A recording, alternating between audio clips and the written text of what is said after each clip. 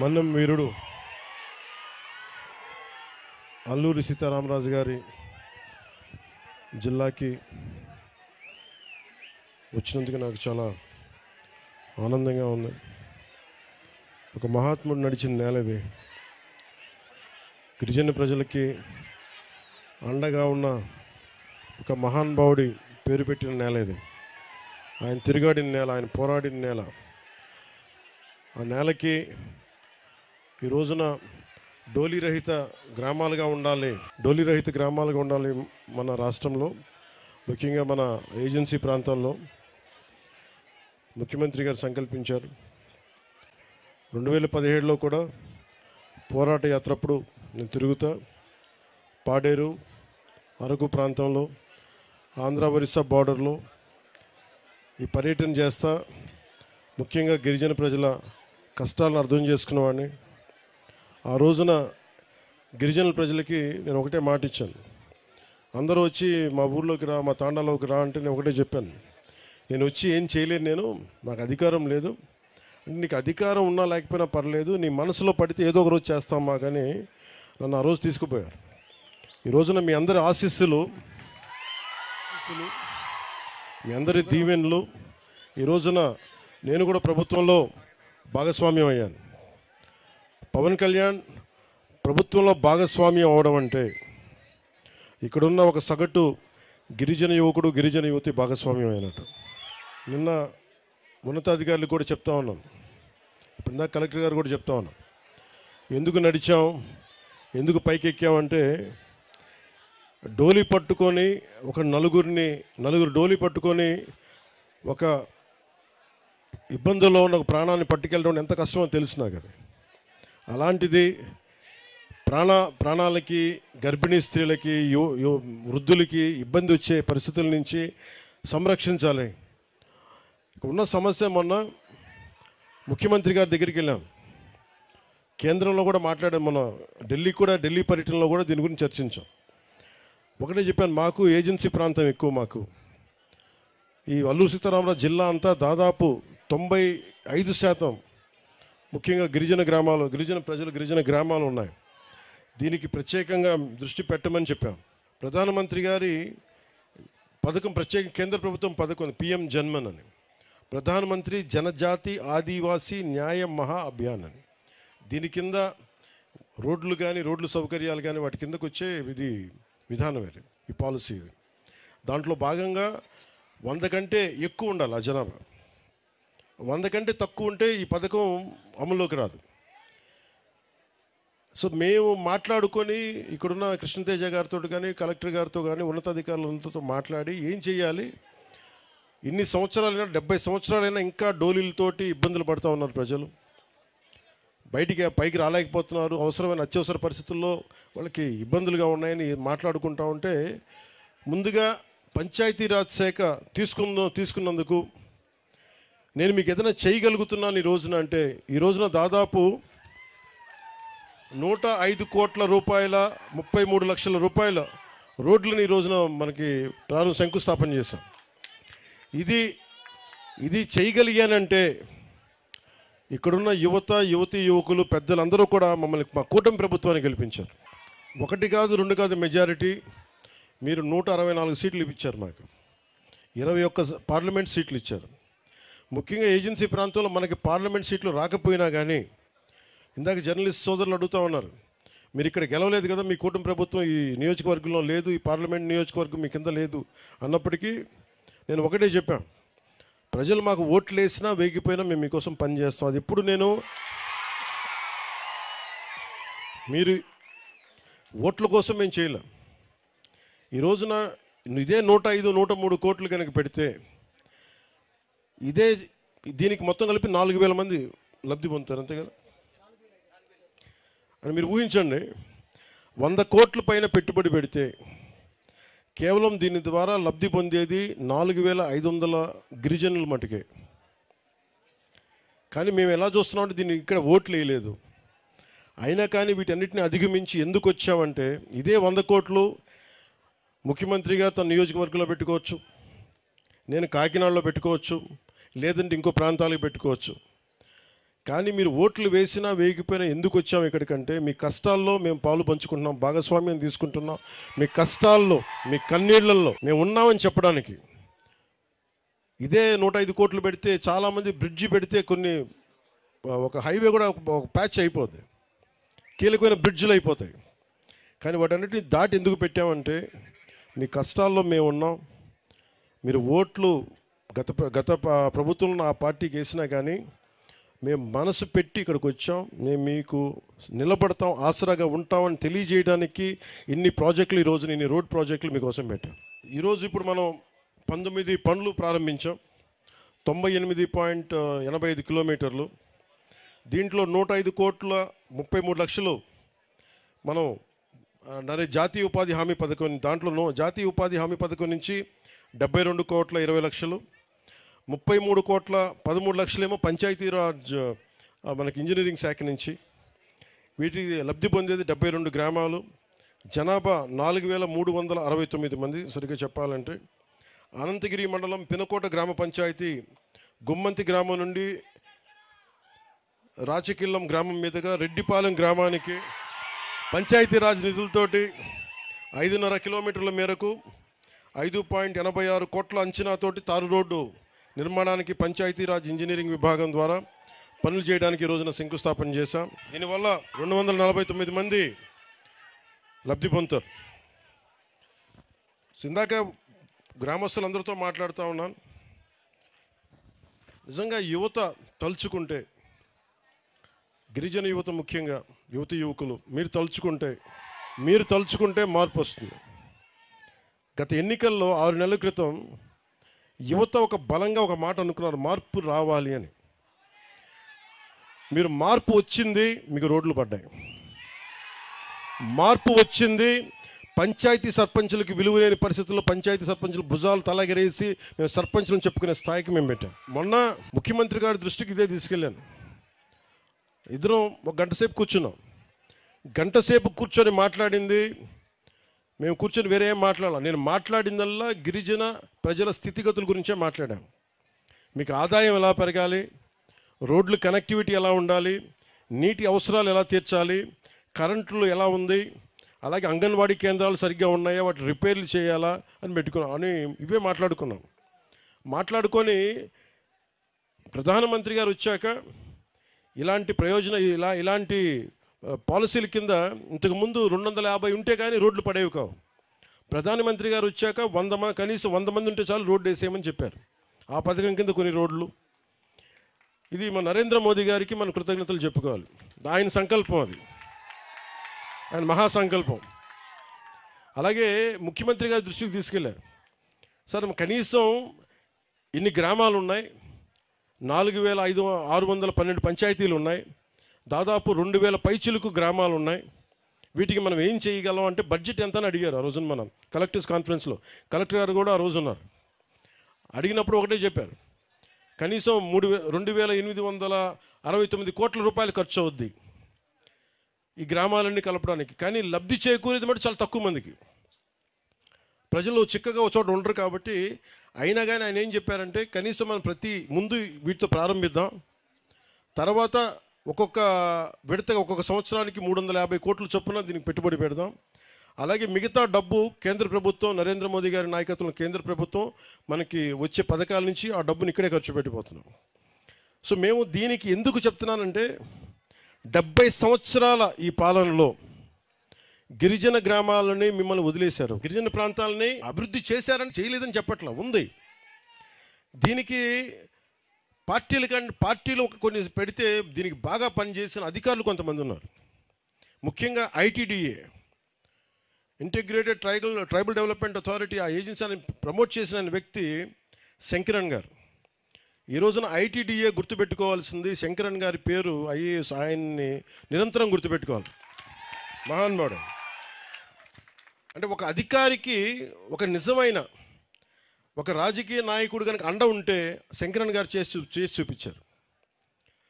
ముఖ్యంగా గిరిజన ప్రాంతాల్లో అందరూ చెప్తా ఉంటాయా, మేము రాజకీయ నాయకులు ఎంత నమ్ముతామో తెలియదు కానీ మా ఐటీడీఏ వాళ్ళని నమ్ముతాం, అంత బలంగా నమ్ముతామని చెప్తారు. సో నేను మీ నమ్మకం గెలుచుకోవడానికి వచ్చాను ఈ రోజున. కాకపోతే ఏదైతే ఈరోజు రోడ్డు వేసి ఇట్లా కాదు, ఈ 5 సంవత్సరాలు పనిచేస్తాం. పనిచేసిన తర్వాత మీరు ప్రోగ్రెస్ రిపోర్ట్ ఇవ్వండి, మీరు బాగా చేశారు, సంతోషం, మీకు అండగా ఉంటాం వచ్చే ఎన్నికలకి అని చెప్పండి. ఎందుకంటే ఇంకొకటి, యువత ఇక్కడ మాట్లాడుతూ ఉంటే గంజాయి ఎలా ఉందో, నిన్న మాట్లాడుతూ ఉంటే సాలూరు వైపు వెళ్తే ఇస్తారు. మా ఇంట్లో వాళ్ళు నా కోసం ఎంత తపన పడతారో తెలియదు, కానీ మీరు పడే తప్ప నా కన్నీళ్ళు తెప్పిస్తాయి నాకు. నిన్న ఇలాగే మనం కూర్చొని అన్న ఐ లవ్ యూ అంటుంటే ఐ లవ్ యూ టూ అని చెప్పాను. నిన్న పిల్లలు కూడా ఇన్నిసార్లు ఐ లవ్ యూ చెప్పలే, బాగున్నావా ఇలా తట్టేసి వెళ్ళిపోతా. మీరు ఐ లవ్ యూ అంటే మటుకు ఐ లవ్ యూ చెప్పాలనిపిస్తుంది, ఐ లవ్ యూ టూ అని చెప్పాలనిపిస్తుంది. మీకోసం ఇన్ని సంవత్సరాలు నేను ఆదిలాబాద్ తాండాలో తిరిగాను, తెలంగాణలో, మళ్ళీ మన తాండాలో తిరిగాను, మన గిరిజన ప్రాంతాల్లో తిరిగాను. ఉన్న సమస్యలున్నా నీటి సమస్యలు ఉన్నాయి, ఓవర్ హెడ్ ట్యాంక్స్ కట్టినా నీటి సరఫరా సరిగ్గా లేదు, నీటి గడ్డల నుంచి నీళ్లు తోడుకోవాలి, పురుగులు ఉన్నాయి, మధ్యలో కొన్ని ఇబ్బందులు ఉన్నాయి, కొన్ని సాంప్రదాయాలను పాటించే మంచి గుణాలు ఉన్నాయి. అలా ఇవన్నిటికీ కూడా అనుసంధానం చేయాల్సిన అవసరం ఉంది. ఎక్కడ లోటుపాట్లు ఉన్నాయి అవి సవరించాలి. ఎక్కడ ఇప్పుడు మన ఇందాక మనం చూసాం, కాఫీ పండించే విధానం కానీ, ఆర్గానిక్ మనకి చిరుధాన్యాలు కానీ పండించడం, ఇవన్నీ చూస్తూ ఉంటే మీకు ఉపాధికి ఇబ్బందులు లేవు.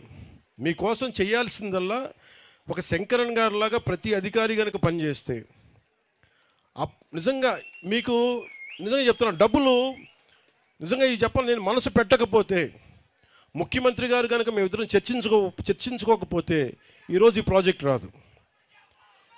కానీ ఎందుకంటే మనసు పెట్టే నాయకులు మీకు కావాలి. ముఖ్యమంత్రిగా నారా చంద్రబాబు నాయుడు గారి దృష్టికి నేను ఏం తీసుకెళ్ళగలనంటే, నాకు ఫైనాన్స్ని ఎలా హ్యాండిల్ చేయాలో నాకు తెలియదు. నాకు తెలిసిందల్లా మీ కష్టాలను గుర్తించి ఒక అనుభవజ్ఞుడైన నాయకుడు ఉండి, సార్ ఈ ఇబ్బందులు ఉన్నాయి ప్రజలకి, రోడ్లు వేయాలి, ఇంకా డోలీలతో ఇబ్బంది పడుతూ ఉన్నారంటే, పాపం వెంటనే ఆయన అడ్మినిస్ట్రేటివ్ శాంక్షన్ 39.40 కోట్ల రూపాయలు వెంటనే చేశారు. సో ఇక్కడున్న కూటమి నాయకులందరి తరపు నుంచి ప్రజల తరపు నుంచి గౌరవ ముఖ్యమంత్రి శ్రీ నారా చంద్రబాబు నాయుడు గారికి మనస్ఫూర్తిగా నా కృతజ్ఞతలు తెలియజేస్తా ఉన్నాను మనందరి తరపు నుంచి. అలాగే మన ప్రధానమంత్రి మనకి పథకాల కోసం, మన రోడ్ల కోసం మళ్ళీ జనవరిలో 250 కోట్ల రూపాయలు ప్రధానమంత్రి గారు దీనికి మంజూరు చేయబోతాం. సో ఇవన్నీ మేము చేయగలుగుతున్నామంటే, నేను దశాబ్దం కష్టపడ్డాను, నేను తిరిగాను, తిప్పలు పడ్డా, తిట్లు తిన్నా, కుటుంబాలను బెదిరించారు, ఆడపిల్లల్ని బెదిరించారు, ఇంట్లో ఆడపిల్లల్ని, భార్యని బెదిరించారు, తిట్టారు. ఇవన్నీ ఎందుకు పడ్డామంటే, ఒక డోలీ మోత మోగే ఒక గ్రామానికి రోడ్డు వేయగలిగితే సంతోషం. ఇన్ని తిట్లు పడ్డాగా నాకు ఎందుకు ఆనందం ఉందంటే, బాధ్యత తీసుకున్నాడుగా తిట్లు పడతాయి. సో బాధ్యత, ఇన్ని 5 కోట్ల మంది ప్రజల బాధ్యత తీసుకొని ఈరోజు తిట్లు తింటూ కూడా మీకోసం ఉన్నామంటే, మీ జీవన స్థితిగతుల్లో మార్పు రావాలి, దానికోసం మేము త్రికరణ శుద్ధిగా పనిచేస్తాం అని తెలియజేయడం. అలాగే దీన్ని అనంతగిరి ప్రాంతాన్నంతా మనం ఊటీగా పిలుచుకుంటాం. దీన్ని ఒక్కొక్క చోట చూసి ఎంత సుందరంగా ఉంది. మనం విజయనగరం వెళ్ళినా కానీ, సాలూరు ప్రాంతానికి వెళ్ళినా, మనం పార్వతీపురం వెళ్ళినా కానీ, మన్యం ప్రాంతంలో ఎక్కడ తిరిగినా చాలా అద్భుతంగా ఉంది. కానీ ఉన్నదల్లా సమస్య ఏంటంటే, మనకి కొంత డిసిప్లిన్ కావాలి. టూరిస్టులు కావాలంటే వారికి కొంత బాధ్యత నేర్పించాలి. సో వీటి మధ్య అనుసంధానం చేస్తూ టూరిజం శాఖని డెవలప్ చేయాలి. అలాగే నేను ఇందాక యూత్తో మాట్లాడుతూ ఉంటే, నేను ఒక కుర్రాన్ని అడిగాను, గంజాయి ఎక్కువ పండుతుందా ఇక్కడ, గంజాయి ఎలా ఉంది అన్నాడు. అంటే ఆహా చాలా సూపర్ అన్నాడు. నేనన్నా ఇంత ఓపెన్గా చెప్పేస్తున్నాడేంటి, గంజాయి సూపర్ ఏంటన్నావు అన్నాను. అంటే ఏంటన్నా గంజాయి అన్న, లేదన్నా ఎంజాయ్ అన్నాను. అంటే ఏంటి ఉద్దేశం అంటే నేను వచ్చినందుకు ఎంజాయ్ చేస్తున్నావా అని అడిగినట్టు వినిపించిందంట. లేదన్నా నువ్వు అడిగితే నువ్వు ఎంజాయ్ చేస్తున్నావు అంటే ఎంజాయ్ చేస్తున్నా, గంజాయి కాదన్నా. 2017లో నేను తిరుగుతున్నప్పుడు యువతను చాలామందిని మాట్లాడాను. మనకి అరకు ఏఓబి బార్డర్లో కానీ మొత్తం అరకు ప్రాంతం అన్నింటిలో మాట్లాడితే అందరూ అడిగింది ఏంటంటే, ఎందుకు చేస్తున్నారు ఇవన్నీ అని అడిగా. అన్న మాకు డబ్బులు సంపాదించిన వేరే మార్గాలు ఏమన్నాయి చెప్పన్నా మాకు. ఇది ఒక సామాజిక సమస్యగా చూడాలి దీన్ని. ఇప్పుడు మనం గ్రామ దేవతలకి మనం నైవేద్యం పెడతాం. అదే పట్టణాల్లోనూ మైదాన ప్రాంతాల్లో ఏం చేస్తారు, గుడి ఉంటే పులిహోర చేసో చక్కెర పొంగల్ చేసో పెడతారు. ఇక్కడ మనం ఏం పెడతాం, కొర్రలతో పొంగల్ చేస్తాం. బియ్యం ఉన్న చోట మనం అన్నంతో పొంగల్ చేస్తాం. అలాగే ఇక్కడ ఆచార వ్యవహారాలు ఒక్కొక్క నేలకు ఒక్కొక్క సాంప్రదాయం ఉంటుంది. గిరిజన సాంప్రదాయాల్లో మనకి కళ్ళు పెట్టడం దగ్గర నుంచి మనకి తల్లులకి, గ్రామ దేవతలకి, అలాగే గంజాయి పెట్టడం కూడా, గంజాయి ఆకుని ఇవ్వడం కూడా అది ఒక సాంప్రదాయం. అలాంటి సాంప్రదాయాల కోసం పెంచుకున్న ఈ గంజాయి మొక్క, ఇది సమస్య ఏమైపోయిందంటే అది సంస్కృతి వరకు ఉండిపోతే పర్లా, గిరిజన ఆచార వ్యవహారాల వరకు ఉండిపోతే ఇబ్బంది ఉండేది కాదు. దాన్ని కమర్షియలైజ్ చేశారు, ఎక్స్పోర్ట్ చేశారు.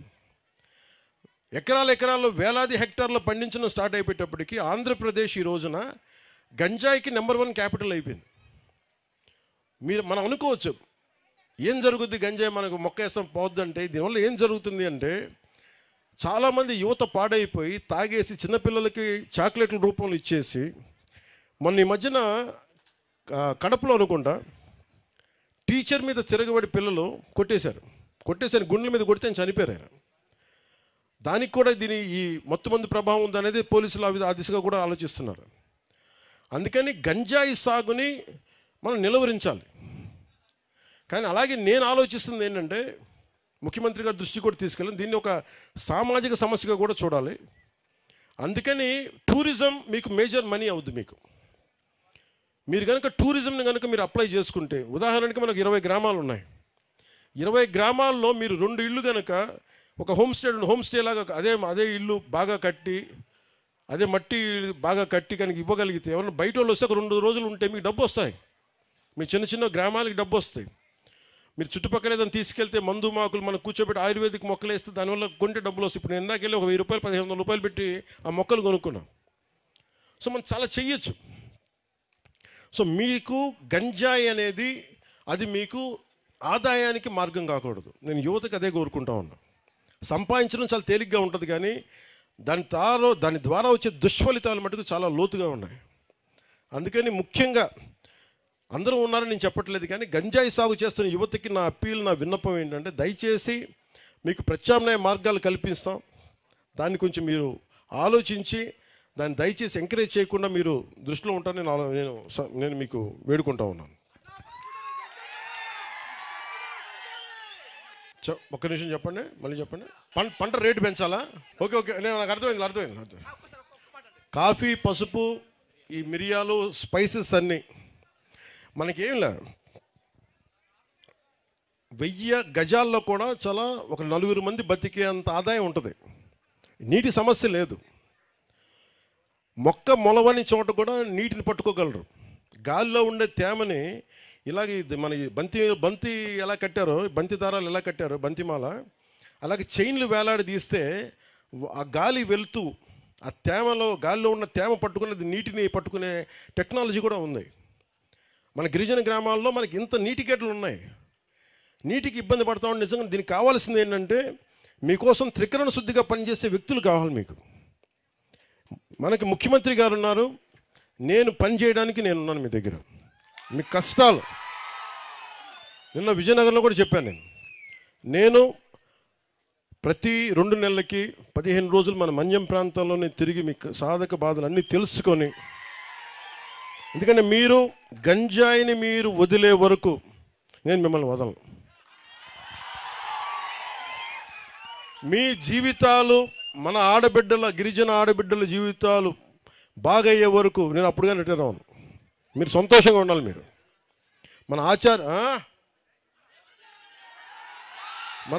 ఎందుకంటే నాకు గిరిజన ఆచార వ్యవహారాల మీద అపారమైన నాకు గౌరవం. నాకు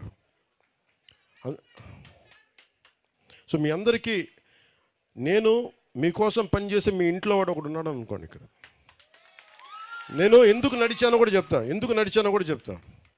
నేను కలెక్టర్ గారు కూడా అన్నారు, ఎందుకు సార్ కొంచెం మనకి ఎందుకు అంటే, నాకు ఇక్కడ రావడానికి డీజీపీ గారు కూడా సముఖం చూపించలా.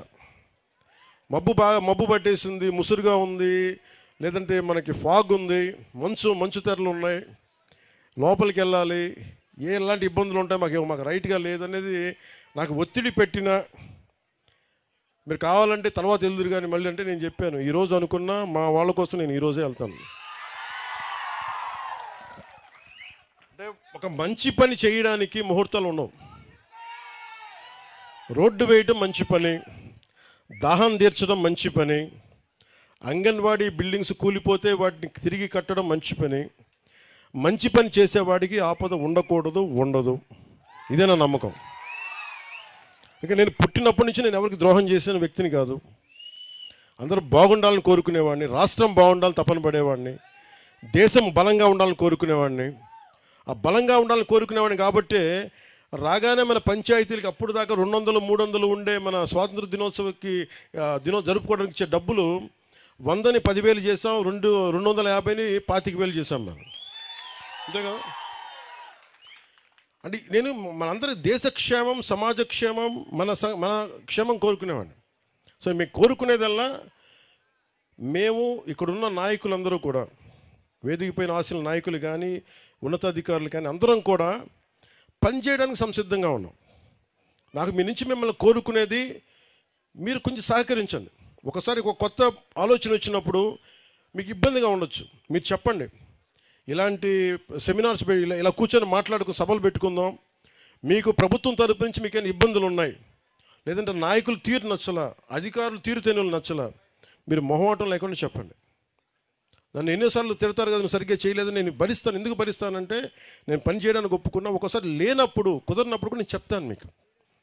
ఇది డెమోక్రసీ. ఇది ప్రజాస్వామ్యంలో మనం ఏం చేయగలం, ఒకరినొకరు మాట్లాడుకోవాలి.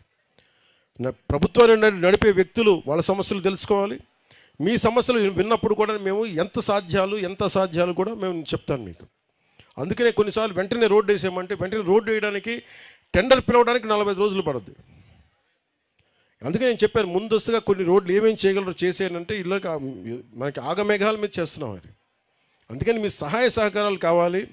ఇందాక అడిగి ఒక్కొక్కరితో మాట్లాడుతున్నాం. మాకు ఇక్కడ జూనియర్ కాలేజ్ లేదు, ఇన్ని మండలాలు కలిపి ఇన్ని జూనియర్ కాలేజ్ లేదు. మా మండలం కంటే 16 ఎకరాల స్థలం ఇచ్చారు అంటే వెంటనే చెప్పాను, జూనియర్ కాలేజ్ కావాలంటే మన నిధులు మాట్లాడదాం, జూనియర్ కాలేజ్ కూడా ఏర్పాటు చేద్దాం దీనికి. ఇవి నేను రాజకీయాల్లోకి రాకముందు నేను నేర్చుకుంది ఏంటంటే ప్రజల దగ్గరికి వెళ్ళినప్పుడు సమస్యకు పరిష్కారాలు దొరుకుతాయి. అందుకే నేను ఎప్పుడు మీతో మమేకం అవడానికి సిద్ధమవుతాను. నేను కోరుకునేదల్లా ఈ సభాముఖంగా మీరు నా మీద పడకుండా కనుక నన్ను ఇంటరాక్ట్ అయితే నేను ఇంకెక్కువ పని చేస్తాను. ఎందుకంటే మీరు సినిమాలో చెప్తారు, ఓజీ అంటారు, ఇవి అరుస్తూ ఉంటారు కదా. నా స్వప్నం, నా కళ విను, నా స్వప్నం, నా కళ నా ఒక్కడి కోసం కాదు, నా ఓజీ కోసం కాదు, సినిమా కోసం నేను ఎప్పుడు కలగన్నా. నేను దేశం కోసం కలగన్నా, దేశంలో ఉన్న ప్రజల కోసం కలగాను. ఈ పేరు, ఈ బలం, మీ ప్రేమాభిమానం ఇవన్నీ కలిపి 4 రోడ్లు వేస్తే జన్మధన్యం అనుకున్నాను. ఈరోజు 4 కాదు 29 రోడ్లు వేస్తున్నాను ఒక్క రోజులోనే. ఇంకొక నెలలో సీఎం గారు పాప చంద్రబాబు గారు ఏమనగా ప్లీజ్ దయచేసి లేదు వినండి, మన గౌరవ ముఖ్యమంత్రిగా మనం గౌరవిద్దాం. నేను డిప్యూటీ సీఎం గారు నన్ను గౌరవించారు కదా, సంతోషం. ప్లీజ్. ఏమవుతాయంటే వేదిక పైన నాయకులు ఉన్నారు, వాళ్ళకి ఇబ్బంది పడకూడదు కదా, మీ దగ్గర నడిపించారంటారు కదా, నన్ను తిడతారు మళ్ళీ. ముఖ్యమంత్రి ఎవరని కాదు, ఎవరు బాగా పనిచేశారని. ముఖ్యమంత్రి గారు ఆయన అనుభవం చాలా కీలకం, చాలా కీలకం. ఈరోజు 40 కోట్లు కావాలి మన గిరిజన గ్రామాలకంటేనే వెంటనే ఆయన ఒక అరగంట మొత్తం అందరిని పిలిచి మాట్లాడారు. ఇవ్వగలమా అంటే వెంటనే చేశాం. సో అందుకని మనస్ఫూర్తిగా ఆయన మరోమారు మీ అందరి తరపున కూడా ఇంకోసారి ఆయనకి ధన్యవాదాలు తెలుపుతాను. ఇంకా డబ్బు లేకపోతే నాలాంటోడు ఎన్ని పాదయాత్రలు చేసినా ప్రయోజనం లేదు. సో మనసు ఉండాలి, దానికి బుద్ధి ఉండాలి. సో మనసు బుద్ధి 2 కలిస్తే ఆంధ్రప్రదేశ్ అభివృద్ధి. సో మీ అందరికీ మరోమారు ధన్యవాదాలు తెలుపుకుంటూ, ఎస్పీ గారు ఇందాక ఇప్పుడే చెప్తా ఉన్నారు, నోటు గాంజా అనేది పోస్టర్ రిలీజ్ చేస్తామని చెప్పారు. ఒకసారి ఎస్పీ గారిని ఇంకా మిగతా డిఎస్పీస్ కూడా ఒకసారి ఎవరైతే ఉన్నారో ఇప్పుడు ముందుగా అంటే గాంజా రాష్ట్రం అంతా ఇబ్బంది అయిపోయింది. మొన్న కేంద్రం నాయకులతో కూడా మాట్లాడినప్పుడు ఆంధ్రప్రదేశ్ హబ్ అయిపోయింది గాంజాకి, డ్రగ్స్కి. దీని మీద చర్యలు తీసుకోవాలనే క్రమంలో భాగంగా ముఖ్యంగా అల్లూరు సీతారామరాజు జిల్లా నుంచి మన అమిత్ బర్దర్ గారు, ఎస్పీ గారు ఇది ఇనిషియేట్ చేశారు. ఇది యువత గంజాయిని సేవించడానికి బానిసలు అయిపోతే మటుకు జీవితం, ఆరోగ్యం ఎలా దెబ్బతింటుంది, ఎలా కోల్పోతున్నారు, ఏమైపోతుందంటే మనం నేర ప్రవృత్తి పెరిగిపోతుంది. మన మనసులో 100 ఆలోచనలు వస్తే అన్ని ఆలోచనల మీద మనం మాట్లాడడం. అదే కనుక మాదక ద్రవ్యాలు తీసుకుంటే చేసేయచ్చని ఒక బలం వచ్చేస్తాయి. అందుకే ఈ మాదక ద్రవ్యాలు చాలా డేంజరస్. అది కూర్చొని చూడండి, పసిబిడ్డల్ని పాడు చేసేయటం కానీ, చంపేయటం కానీ, పాప ముసలోళ్ళని చంపేయటం కానీ, ఇవన్నీ చాలా ఇబ్బందికరమైన పరిస్థితులు ఉన్నాయి. అందుకని ఇనిషియేటివ్ స్టార్ట్ చేశారు. అలాగే దీంట్లో గంజాయి వలన సమాజంపై పెరుగుతున్న దుష్ప్రయోజనాలను తగ్గించడానికి మాదక ద్రవ్యాల వ్యతిరేక అవగాహన కార్యక్రమమైన స్వచ్ఛ సంకల్పం అని అల్లూరు జిల్లా పోలీసులు ప్రారంభించారు. దాంట్లో భాగంగా డ్రోన్ కెమెరాస్ తోటి గంజాయి పంటను గుర్తించి దాన్ని ధ్వంసం చేయడం, గంజాయి సాగుకు బదులుగా ఇందాక మీరు చెప్పినట్టుగా పసుపు, అలాగే ఇలాంటి పంటలన్నీ కూడా కాఫీలు కానీ, అలాగే స్పైసెస్ కానీ ఇవన్నీ పండించే వాటి విత్తనాలు పంచడం, అలాగే వాటిని సాగు చేయటం, గిరిజన యువత కోసం స్వయం ఉపాధి కోసం స్కిల్ డెవలప్మెంట్ కోర్సులో ట్రైనింగ్లు ఇప్పించడం ద్వారా ఉపాధి కల్పించడం, టూరిజంని డెవలప్ చేయడం, అలాగే పాడేరు జిల్లా ఆసుపత్రిలో డీ అడిక్షన్ సెంటర్ని ఏర్పాటు చేసి గంజాయికి బానిసలైన వారికి వైద్యం ఇప్పించడం, అల్లూరు జిల్లా పోలీసులు తరచుగా గ్రామాల్లో పర్యటించి గంజాయి వల్ల కలిగే ఈ దుష్ఫలితాలని ప్రజలందరికీ వివరించి దూరంగా వారందరినీ ఉండేటట్లు సరైన అవగాహన కల్పించడం, ప్రజలందరూ పోలీసు వారు కలిగిస్తున్న ఈ పై వాటిని సద్వినియోగం పరుచుకొని మాదక ద్రవ్యాలకి దూరంగా ఉండి మీ భవిష్యత్తుని బంగారమయం చేసుకోమని మనస్ఫూర్తిగా కోరుకుంటున్నాను. అలాగే ఇంటి పట్టాల సమస్య కూడా నా దృష్టికి తీసుకొచ్చారు మన ప్రజలందరూ. చాలామంది మన గిరిజన ప్రాంతాలుగా ఎన్నో సంవత్సరాలుగా ఈ కొండల్లో ఉంటున్న వారికి ఇల్లు కట్టుకోవడానికి ఇంటి పట్టాలు మంజూరు చేయమని కోరుతూ ఉన్నారు. ఇది ఈ రికగ్నిషన్ ఆఫ్ ఫారెస్ట్ రైట్స్ చట్టం కింద వెంటనే పట్టాలు మంజూరు చేసే దిశగా అత్యంత త్వరలో యుద్ధ ప్రాతిపాదికన మీకు పట్టాలు ఇవ్వడం కోసం జిల్లా కలెక్టర్ గారిని వెంటనే ఒక అదాలత్ని ఏర్పాటు చేసి మీకు పట్టాలు లభించేలా న్యాయం చేయమని వారిని విజ్ఞప్తి చేస్తూ ఉన్నాం.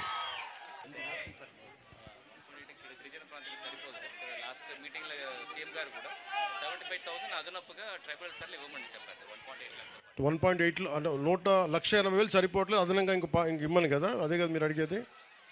దీని మీద అంటే అలాగే ఇప్పుడు గత ప్రభుత్వం నడిపిన నాయకుల్లాగా జేబులో ఉన్న డబ్బులాగా నేను అట్లా కూర్చోబెట్టి చేసేస్తానని చెప్పి వాళ్ళు ఋషికొండ ప్యాలెస్ కట్టుకున్నారండి. నేను దాన్ని అందరితో మాట్లాడి, సీనియర్ నాయకులందరితో మాట్లాడి, అధికారులతో మాట్లాడి దానికి అదనంగా ఎలా నిధులు లభించాలి, 1,80,000 దాటి ఎలా అదనంగా నిధులు ఇవ్వాలి, దాని మీద మాట్లాడి నేను దాని దిశగా ఆలోచిస్తాను. కొంచెం సమయం అన్నా. అంటే కొన్ని ఇళ్ళకి చాలామంది సిఎస్ఆర్ ఫండ్స్ ఉన్నాయి, కొంతమందితో మాట్లాడతాం. అది వ్యక్తిగతంగా మేము చేయగలిగేది. అంటే మేము మనసు పెట్టి పనిచేస్తాం. మీరు కొంచెం పెద్ద మనసుతోటి 1,80,000 ఇంకా బలమైన ఇల్లు కట్టొచ్చని టెక్నాలజీస్ ఉన్నాయి, అవి కూడా ఆ దిశగా కూడా ఆలోచిస్తాం. అంటే ఈ మాట చెప్పి నేను ముగిస్తాను సభ. మీరు ముఖ్యంగా ఒక నిమిషం, గత ప్రభుత్వం ఏం చేసిందో మీకు తెలుసు. ఒకసారి మీరు అల్లూరు సీతారామరాజునే గుర్తుపెట్టుకుంది నేల. మీ హక్కుల కోసం పోరాడే వాళ్ళని గుర్తుపెట్టుకోండి. కూటమి ప్రభుత్వం 100 మందికి దాటి 250 మంది ఉంటే తప్ప మేము రోడ్డు వెయ్యం అనే పద్ధతి నుంచి నరేంద్ర మోదీ గారు వచ్చాక 100 మంది ఉన్నా చాలు రోడ్డు వేస్తామని చెప్పారు. ఈరోజు రోడ్లు వేస్తూ ఉన్నాం. అలాగే 100 మంది లోపున ఉంటే దాని మీద కూడా ఒక ఆలోచిస్తూ ఉన్నారు. అవి నిధులు ఉన్నా లేకపోయినా మీకోసం ఆలోచిస్తూ మేము 20 మంది ఉన్నా, 30 మంది ఉన్నా, 40 మంది ఉన్నా ఈరోజు రోడ్లకి వేయడానికి శ్రీకారం చుట్టాం. అలాగే మీరంతా చేసేది ప్రకృతి వ్యవసాయం. ప్రకృతి వ్యవసాయానికి కావాల్సింది మార్కెటింగ్ కెపాసిటీ కావాలి. 1 సెంటు భూమి కూడా వేస్ట్ అవ్వకుండా మీరు పంటలు పండించగలిగే స్థాయి కనుక వస్తే మీకు గంజాయి వైపు వెళ్ళాల్సిన అవసరమే ఉండదు, మీకు బాగుంటాయి. అలాగే ఆరోగ్య ఫెసిలిటీస్ మటుకు చాలా బాగా చేస్తాం. అంటే నేను జీవో నెంబర్ 3కి ఇది మాట్లాడుతూ ఉన్నా. ఇప్పుడు నేను మీ చేత ఓట్లు వేయించుకోవడానికో చప్పట్లు కొట్టించుకోవడానికో ఒక మాట మాట్లాడి చేసేస్తాం అని మాట్లాడవచ్చు.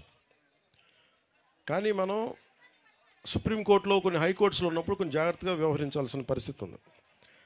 అన్ని ఉద్యోగాలు మనం ఎవరైనా సరే ఉద్యోగాలు ఎలా వస్తాయి మీరు ఆలోచించండి. స్కిల్ ఉండాలి. ఒకవేళ నాకు రిజర్వేషన్ లేదు, రిజర్వేషన్ లేనప్పుడు నేను ఏం చేస్తాను చెప్పండి?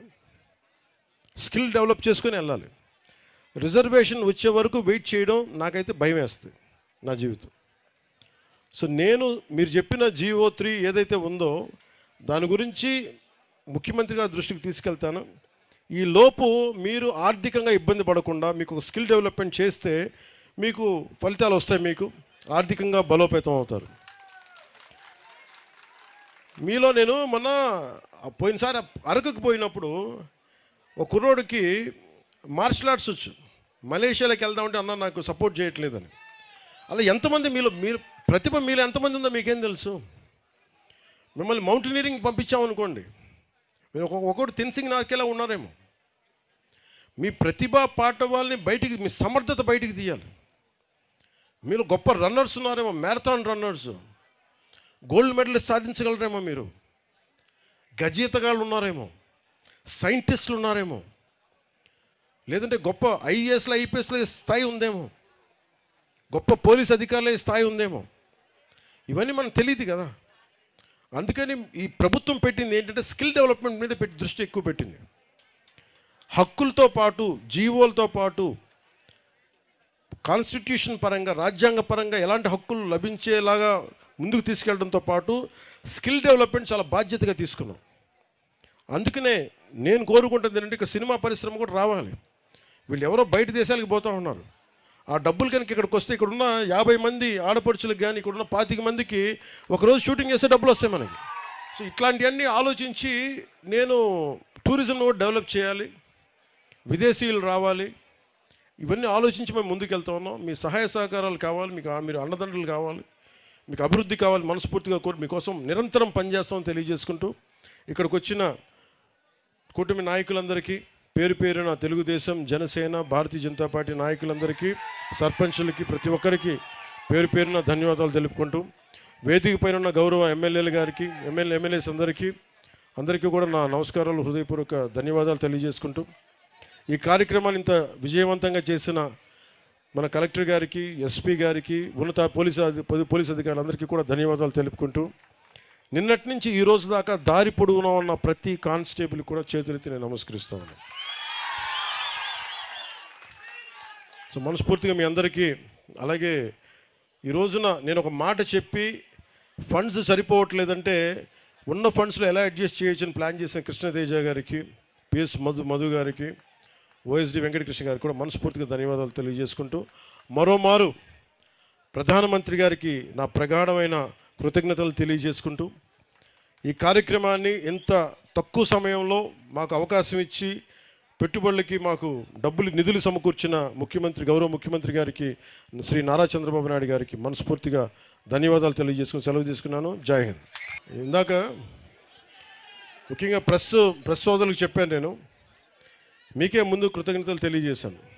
ఈ సమస్యల్ని బయటికి తీసుకొచ్చింది మీరే. మీరు కనుక ఈ సమస్యలను వెలికి తీయకుండా ఉంటే ఈరోజు ఇంత అద్భుతంగా జరుగుండేది. మనస్ఫూర్తిగా మరోమారు పాత్రికేయ సోదరులందరికీ మరోమారు ధన్యవాదాలు తెలియజేసుకుంటాను.